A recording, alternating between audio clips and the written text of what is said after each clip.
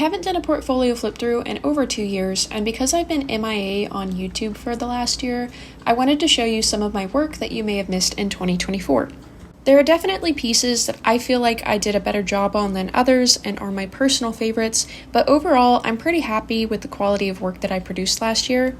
Unfortunately, I didn't get to make as many paintings as I would have liked to in 2024, so this is all I have to show you. What? Bro, what are you talking about, man? Okay, I was definitely joking about that. I made a lot of art in 2024. But the problem that I have for this video is that most of it is not in my possession anymore.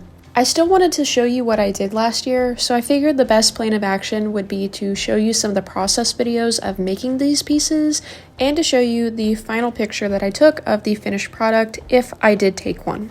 I'm really not sure how many pieces I made last year. I counted 36 new pieces for the art gallery, 34 pieces for my solo show, which would bring us up to 70, but that's also not including any pieces that I sold directly or made just for myself in my sketchbook or any of my digital pieces. So I'm more inclined to say that this last year I made anywhere in between 80 and 100 paintings or pieces. If you were here for my 2022 flip through, you would know that this is a steep fall off from the 150 paintings that I made in 2022, but my paintings these days are a lot more detailed than they were a few years back.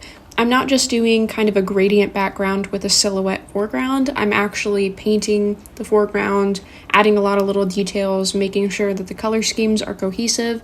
So it takes me a lot longer to make my paintings, even if they still don't take me quite as long as some other people do.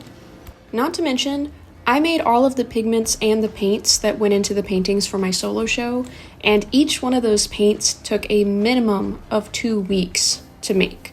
So a lot of the time that I could have spent painting, I was also spending on making paints or making pigments for paint. I don't regret that though. My show turned out really well, and I feel like my audience was very engaged with the work that I produced, so hopefully someday I can live up to that hype and maybe have another show similar to that. I've been focusing on landscape paintings for the past 4 years now, and my interest in landscapes as a subject has kind of lulled at times because there's only so many times where you can paint a mountain at the same angle in the same colors from your imagination before you get bored. So something that I want to do for this year coming up is to broaden my horizons a little bit, not just do landscapes from my imagination, but paint real places, and also start incorporating wildlife into those scenes or making art that focuses on wildlife itself. One thing I think is funny is that when I was a little bit younger, I thought that I could not draw animals. Like, I was just straight up not good at it. That's what I thought. But now that I'm a little bit older and I've looked back at a few of my paintings, I've drawn animals or painted animals a few times now. Ducks, deer, bison, elk, foxes, horses. I have painted a lot of wild animals in the past year or two. So that's something I want to explore a little bit more going forward. I don't want to hold myself back because of this preconceived notion that I can't do it because I couldn't do it when I was younger. It's kind of funny to me because also when I was younger, I said that I hated painting and I was not a painter. Look at me now. What am I doing? I am painting. I am a painter. I think I may get a little bit more into doing mixed media this year. I've been pretty strict the past few years about just using one medium when I'm working on something, so just a gouache painting or just a pastel pencil piece.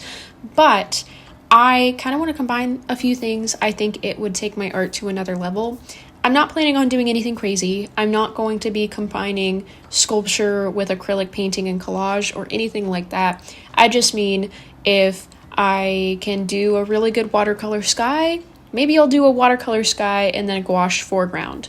Or maybe I'll do some sort of painting and then finish it off with a little bit of colored pencil or a little bit of pastel pencil. That way it pops a little bit more in the foreground.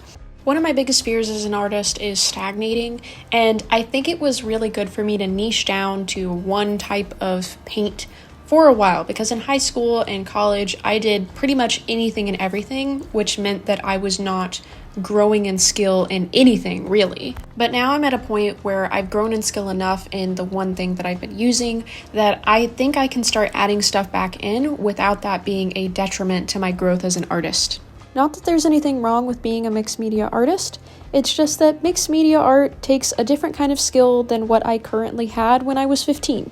At this point in the video, I'm also sneaking in some of my personal favorite paintings that I made back in 2023, but that you did not see here on YouTube. With the upcoming collapse of TikTok, I'm planning on coming back to YouTube, posting more shorts, and maybe a few videos every now and then if I feel like it, so I really hope that you enjoyed this video and that you stick around with me for next time. If you have a favorite art piece from my video, I would love to know in the comments, and I will see you around.